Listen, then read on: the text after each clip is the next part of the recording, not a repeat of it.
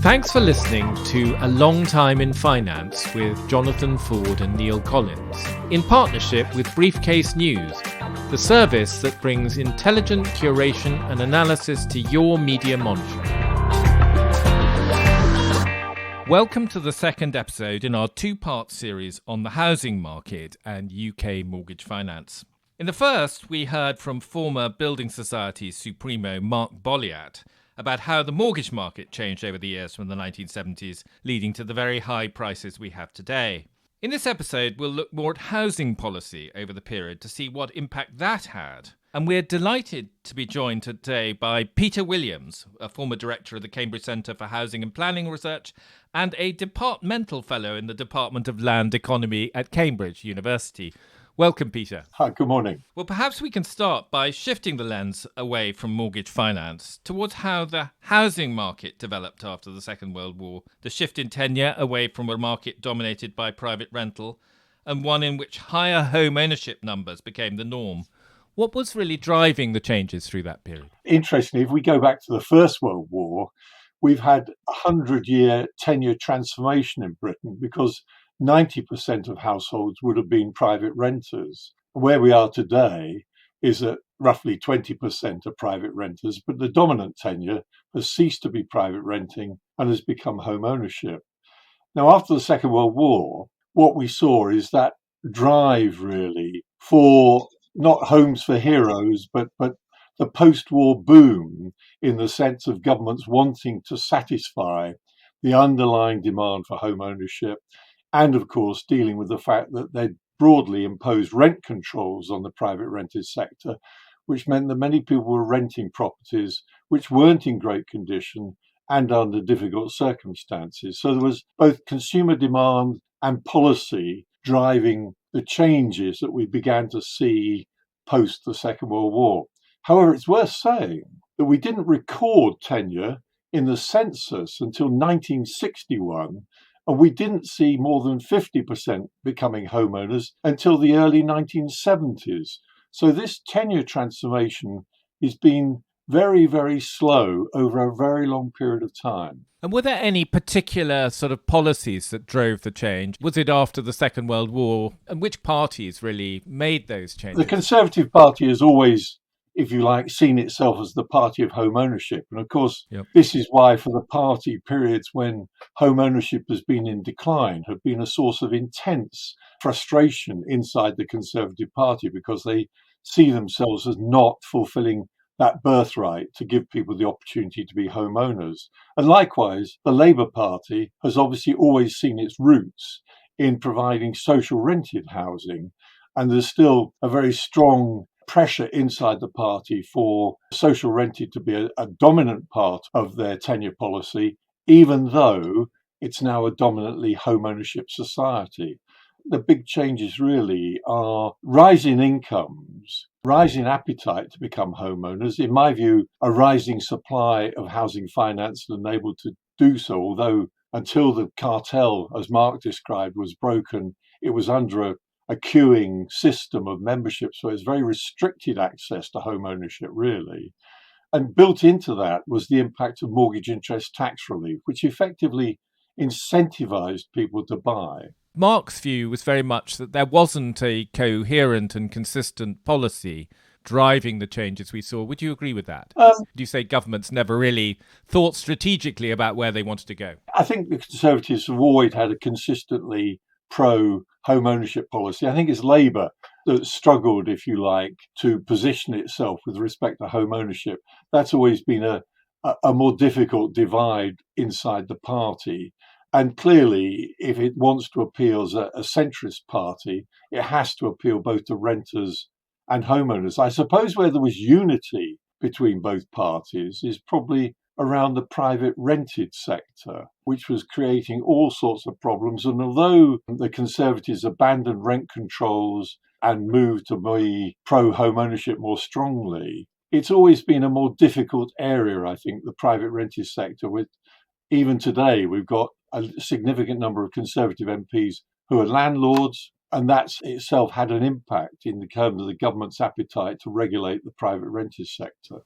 Yeah, on the other hand, before they started dismantling the controls, the rental controls, the sector was moribund, really. The landlords were unable to get what they would describe as anything like a reasonable return on their investment, and the security of tenure was quite strong.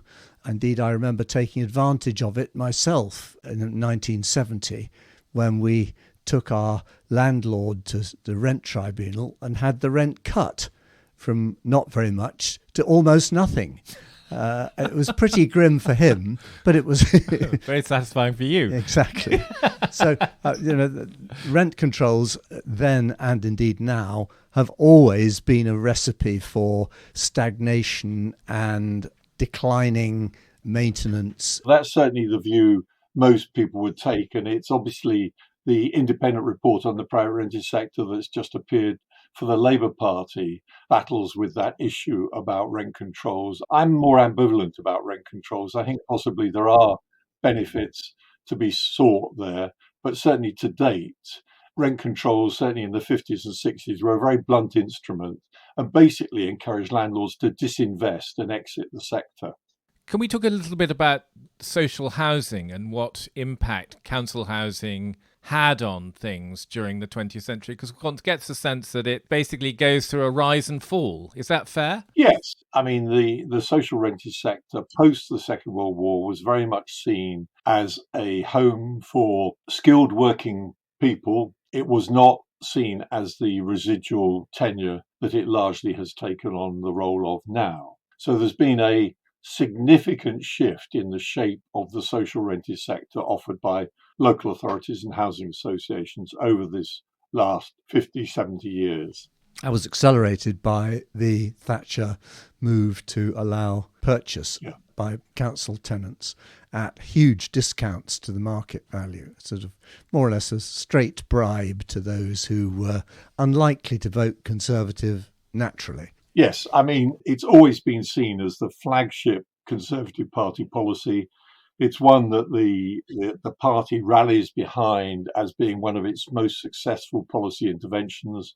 2.5 million homes have been sold under the right to buy from local authorities and housing associations. It hasn't perhaps produced as many of the benefits that some people have thought, because something like half of those homes are now in the private rented sector. And effectively, the owners have sold them on to become landlord properties. So ironically, they've gone from being managed by social landlords to becoming managed by private landlords, with all the difficulties and benefits, whichever way you want to argue that can generate. I think the benefits, as you say, have been nothing like what they expected. I mean, clearly there was an underlying demand to be homeowners. And given that the post-war emphasis was on key workers, as their wages rose and their appetite for ownership rose, there was obviously significant demand, regardless of whether people were incentivized through discounts. There was an underlying demand there, and it was easier to meet that demand through the sale of existing homes than it was to meet it through new supply. We've always struggled with new supply.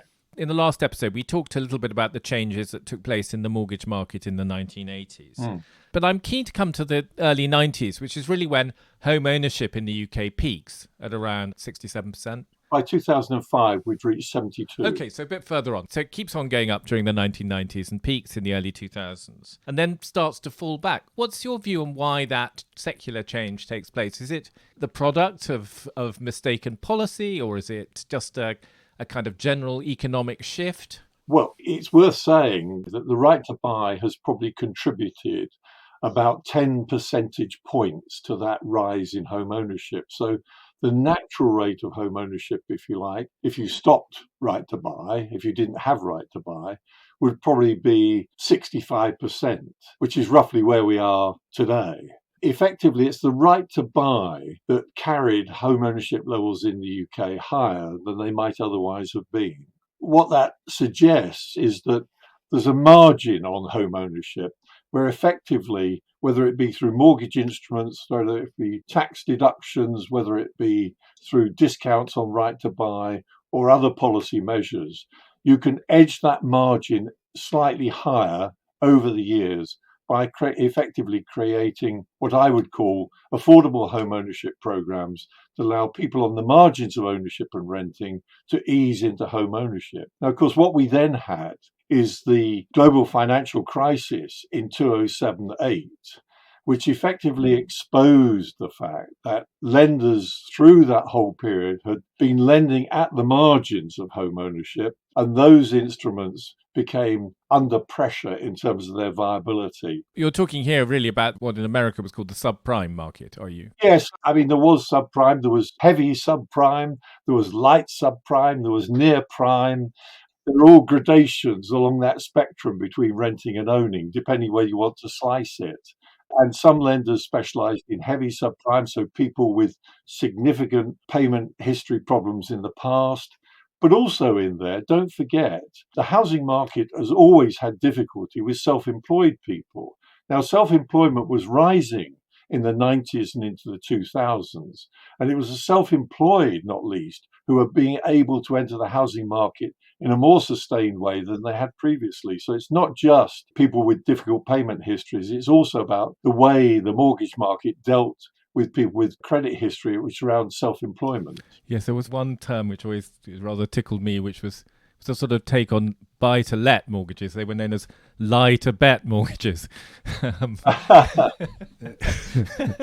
Yeah, right. But do you think here, Mark Bolyat was very clear that he didn't really think that the mortgage market had much impact. It was more responding to government and consumer preferences. Do you think here, in this sort of subprime market, the industry did create a problem for itself? I mean, I think post-deregulation in the 1980s, what you've had is a more innovative and creative mortgage industry, a more competitive mortgage industry. And therefore, inevitably under competition, people are always pushing at the boundaries of lending.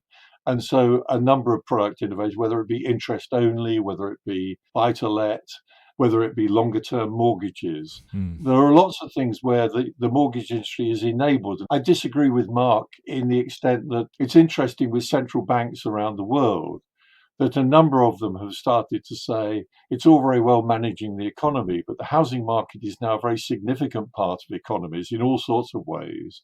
And actually, the housing market does have an impact. And actually, I think, therefore, the increased supply and availability of mortgage finance is itself part of that issue. I must say, I rather agree with that. I thought that Mark's attempt to try and excuse the banks and the building societies from any inflationary impact on house prices was self-serving, let's say. But I mean, the supply of credit is a very important component of the operation of the housing market. We've increased the supply of credit. Therefore, in my view, the mortgage market is a key part of how the housing market operates and evolves. Do you think there are problems with the mortgage market as it exists? And if so, what would you do about them? Well, I think actually, ironically, of course, the problem for the mortgage market now is that it's shrinking. The number of mortgaged homeowners is going down. And that's posing lots of questions for lenders about whether they should widen their engagement in the housing market. And you've begun to see that. Lloyds Banking Group engagement in the private rented sector. All major lenders are now lending into social housing through debt finance. So in fact, actually more lenders now are cross tenure rather than just focused on home ownership. But it is that decline of home ownership generally does have an impact, and it does have an impact on mortgage lenders. Just before we go on to the question of what we might do about where we are now, do you think there is a natural level of home ownership which the country should aspire to, or do you think that we are where we are? It's a really interesting question, and it's one I've wrestled with, because globally, of course, when you look around the world, Mrs. Thatcher was always very upset by the fact that levels of home ownership were higher in Eastern Europe than they were in Britain. I mean, Britain now sits roughly in the EU average football table, if you like, of home ownership levels. And in reality, you can push it up and down around that average. So I suppose in that sense, you're right to say there probably is a natural, unassisted rate of home ownership in which a relatively affluent society with a reasonable distribution of income might expect to find. I mean, it's interesting when you look at this over time, because, for example, there was a wonderful moment when Labour was in power in the 90s and the early 2000s. When mention was made, Gordon Brown set out an aspiration to have home ownership at 75%. And then at one brief press conference, the sceptre of making it 80% was raised. That brief aspiration of 80 disappeared from sight remarkably rapidly. But 75 was the ambition. We've never quite got there. And that's despite considerable efforts in a variety of programs. So I think probably a natural level, albeit with a little bit of help from government, is probably somewhere between 65 and 70. We're hurtling along at 67. We might edge up slightly, but I think we're going to struggle to get it much higher. Yeah, well, I would say that it's not a great policy objective to push it up higher, because you don't really want all the nation's savings to be channeled towards housing. You want some of it to go into the productive economy. Yes. And you look at home ownership in Germany, for example, has traditionally been extremely low. And that's, by all other measures, a very successful economy in the last half century. I mean, one of the issues about the UK housing stock, of course, which people often refer to, is its age. I mean, we're sitting in a very fine Victorian structure here, but that was yes, early Victorian. It has been patched up a bit, but I doubt it's that energy efficient. With all due respect, Fiona, is that not in itself impose another issue, which is the need to renew this stock? I don't know how we're going to do it. It does, and of course, previous governments have spent a lot of money on home improvement grants, which were very effective. But the actual spending on home improvement grants now has plummeted massively. So there's very little support from government to improve properties. And we have one of the oldest housing stocks in Europe, and it is inadequate in all sorts of ways. But of course, at the same time, we're building new stock, which is inadequate in terms of its space standards. So we're failing at both ends of the spectrum here, both on new build and on the older stock. So yes, I mean, we need to do a lot, and we need to do it quickly, and I'm afraid we're failing. But is not supply ultimately, you can retrofit a lot of old Victorian houses at quite high cost, but there comes a point where you might look at it and say, actually, we should be demolishing and this old stuff and building new efficient stuff. Yes, and I mean, what's interesting, I think, Jonathan, on that is that you begin to ask the question, when will that be priced in? Because if we're now becoming more environmentally conscious and heating costs have risen so significantly, people will start to think, should I really want to desire an old Victorian dwelling that's drafty, etc., or should I go new? And we are seeing a shift towards new. I think house builders have done a very poor job in terms of promoting their new product. You compare it with the car market. We're constantly told by car manufacturers how they've innovated. We don't see that with house builders. They almost try and tell us how it's traditional and it looks like the past. So I think there's some enormous steps to be taken in terms of how to make new build more interesting, and it's got to be better. And also, if you like, people to understand the true costs of buying older homes. I think that's a fair point. But when you look at the choice amongst new houses, most of them are ghastly. People are buying them. People are buying them because there's no choice. They're badly built. They have those miserable little windows to comply with one lot of regulations. The builders are forced to comply with the latest frog migration rules. We are fundamentally misconceived with these housing estates. And you look at them, and each one of them requires at least one car. We are not building houses for the future. We're building to suit the builders. Yes, I mean, it's without doubt not satisfactory. And of course, the infrastructure that really underpins that is often lacking, which is why people will opt to buy older houses in established neighbourhoods where that infrastructure is in place. So, I mean, I fully accept all the criticisms you're making, and we're failing on the supply agenda in a number of different ways. I think we can agree on that. Yeah. Okay, but I think if you, Peter, we talked about a lot of things that could be done differently and changes that could be made. I'm interested in what you would prioritise if you were the kind of housing Minister. czar for a day or whatever, dictator. Yes. What would be the top of your list to change about the housing market in the UK? Immediately after you've won an election, too. No. We're talking about dictator. Well. We're talking about dictatorships here. You don't have to win an election. You just take control. I think ultimately the taxation issue is something that has to be put on the table and really worked at, rather than everybody stepping away from it as if it can't be addressed. It can be addressed. It just needs to be worked at properly in a cross-party way. One of the things I would want to argue for, and I mean, this is, if you like, stepping back from draconian powers that you've suddenly given me. But I do think we fail to understand the interconnections between tenures, and we spend too much time, if you like, solving problems in one part of the market and not recognizing the connection between them. So, for example, thinking about how you can incentivize older people to trade down would actually free up homes of people who want to trade up. I think that's very important. I think, again, I would want to see more done on home improvement and incentives around that. I think, again, that was successful in the past. It could come back again. We have to do more on that boundary between private renting and home ownership. We've got a much bigger private rented sector. There's a load of people in there who are would-be owners and frustrated, if you like, that they're not, and they're now paying rents which are draining away their capacity to be homeowners. So that affordable home ownership divide between owning and renting is, again, something I think is a key priority.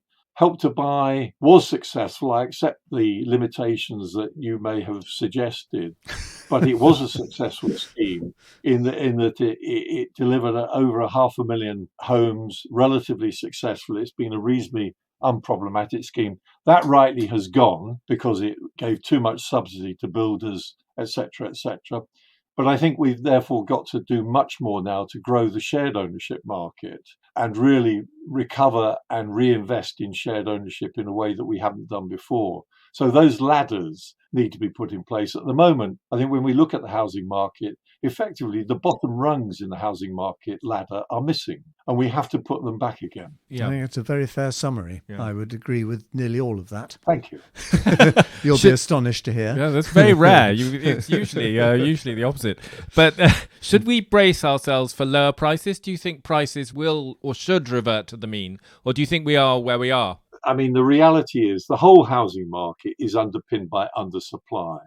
And the reality is, although we've got fluctuations and although the outlook in theory for 2024 was quite negative, actually the underlying demand, the frustrated underlying demand has been so strong. It's carried prices above the expectations by the experts. So I think we'll see sustained housing market recovery. There's bound to be fluctuations in the price indices, but don't forget, many of those price indices are mortgage-based and about a third of transactions are cash-based. So the housing market reporting is also problematic in terms of what we capture. Hopefully, we can avoid it getting too boom-like conditions, but it's certainly not the downturn that some people were expecting. Do you think there is a ceiling to price earnings multiples in the housing market? The data, Jonathan, just shows there isn't. And of course, it's there's a number of factors here. Mortgage lenders have increased the length of the term. They've reoffered now interest only. The bank of mum and dad. All of these cavalry, if you like, have come to play in terms of being able to edge out. When I first worked on the housing market, the average mortgage term was 15 to 20 years. There are now lenders doing 45 and 50-year mortgages. Bonkers. For reasons we fully understand. It just says that all of that is out of kilter one way or another. I don't think the market can keep on. I mean, in Japan, their solution was generational mortgages. So effectively, you inherited the mortgage from your parents. But that relies very much on a relatively static society that wasn't moving around very much. Here, people's expectations of opportunities in the labour market are much more wide, for much more mobility. I think we are at the sort of extreme limits. I don't quite see where it goes from that. That may put a cap on house price inflation. That would be a good thing in my view.